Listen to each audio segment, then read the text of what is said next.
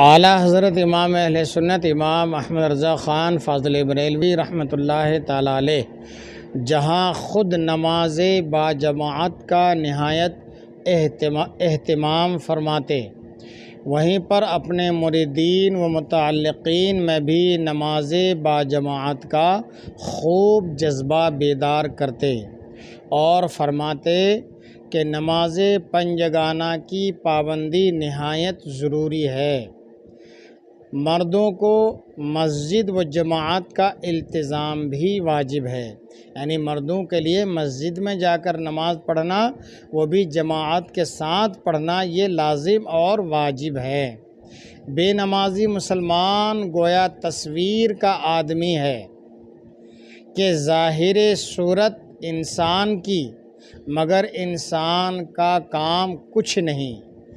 یاد رکھیں کہ بے نمازی وہی نہیں جو کبھی نہ پڑھے، بلکہ آپ فرماتے ہیں کہ جو ایک وقت کی بھی قصداً نماز چھوڑ دے وہ بھی بے نمازی ہے۔